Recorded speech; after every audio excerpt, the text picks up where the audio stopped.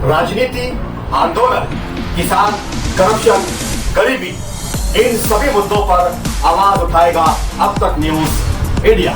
सत्ता के आगे जब भी सवाल कमजोर पड़ने लग जाए तो सवाल उठाने पड़ते हैं। बोल के लब आजाद है तेरे, बोल के सच जिंदा है अब तक। आज धुळे मालेगाव लोकसभा मतदारसंघातलं 5वं चरणचं निवडणूक या ठिकाणी संपन्न होत आहे। पण जसा मतदाराचा उत्साह जर बघितला तर मोदीवर प्रेम करणाऱ्या लोकांनी ऊन ताण कुठलंही वाहन घोडं मागता न मागता वाहन न मागता आपापल्या बूथ यंत्रणापर्यंत ते पोहोचले। ज्या ठिकाणी त्यांना मतदान करायचं होतं त्यांनी मनसोक्तपणे मोकळ्याप्रमाणे मतदान केलेलं आहे आणि मतदानाची आकडेवारी या मालेगाव शहरात तालुक्यात जिल्ह्यात धुळे लोकसभा मतदारसंघात अतिशय भरभरून झालेली आहे। पण खंत या गोष्टीची एवढ्या उन्हाच्या कडकडीत जे मतदाता बूथपर्यंत पोहोचले त्यांचा काही ठिकाणी हिरमोड झाला। याच्यातली टक्केवारी फार वाढलेली। याच्यातली टक्केवारी म्हणजे किमान माझ्या मताने 10 ते 12% लोक हयात असलेल्या लोकांना डिलीट केलेले, म्हणजे त्यांना मृत्यू घोषित केलेले।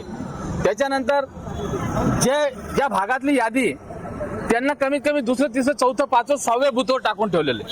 म्हणून काही लोकांचं मतदान कार्ड ज्यांनी 40 वर्ष मतदान केलेले अशा लोकांचं मतदान कार्ड खिशात आहे आणि यादीत नाव नाही। हा सगळा भोंगळा प्रकार या निवडणूक आयोगाच्या माध्यमातून झालेला आहे। म्हणून निवडणूक आयोगाचं कामावर ढसाळ यंत्रणा बिओलू काम करत नाही आणि कुठल्याही मतबूथवर बिओलू या ठिकाणी दिसलेला नाही। जर उद्याच्या या सगळ्या गोष्टीला परिणामी काही गोष्टी घडली त्याला जबाबदार निवडणूक आयोग या मालेगाव शहराचा, तालुक्याचा, जिल्ह्याचा राहील। याचं कारण असे मतांची टक्केवारी घटली आहे, लोक आज हिरवण करून सण वापस जात आहे। आज धुळे लोकसभा मतदारसंघातील आम्ही बघितलं बूथ फार लांब आहे तरी मतदाता हा स्वयंस्फूर्तीने बूथपर्यंत मतदाता पोहोचलेला आहे। म्हणून टक्केवारी जर घटण्याचं कारण असेल तर ते प्रशासन आणि त्या माध्यमातून जे लोक या निवडणूक यंत्रणावर काम करताय ते याला नैतिक त्यांनी जबाबदारी घेतलीच पाहिजे।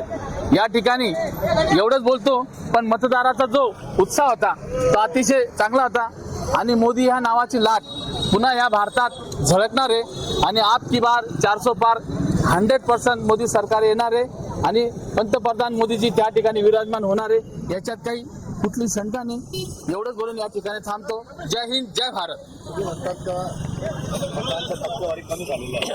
होईलच याचं नुकसान कोणाला होणार? याचं होणार म्हणजे याचं नुकसान आम्हाला भोगावंच लागणार। जोही ज्या संबंधित उमेदवार आहे त्यांनाच मतदान ते प्रतिस्पर्धेला पडो की आम्हाला पडो, पण नुकसान तर दोघांपैकी कोणाचं तरी होणारच। काय नाव आपलं? गुलाब दिवसान वरसाळे। काय झालं? आमचे नंबर जीव राहिले यादीमध्ये टिळकमध्ये मालेगाव टिळकनगर मोहन टाकीच्या पाठीमागं। आपण याच्याबद्दल किती वेळा मतदान केलेलं आहे? आजपर्यंत आम्ही मतदान करायचं जीव राहिलो, पण या यादीमध्ये नावच नाही, कोणत्याच यादीमध्ये नाही। 4 स्टॉल बघून आलो आम्ही।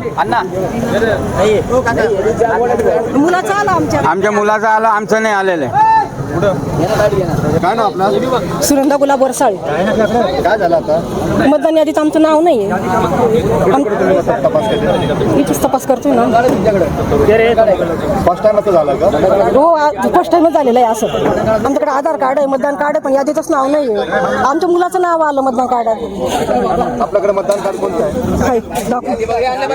मतदान कार्ड सर्व काय असून सगळं मतदान कार्ड, आधार कार्ड असून फिरवावं लागते या बूथवर त्या बूथवर, त्या कर्मचारी त्या कर्मचारी ठिकाणी फिरून प्रत्येक वेळा मतदान करून देखील लोकांचे मतदान आलेले नाही। अक्षरशः गोळे पूर्ण मतदान यादीत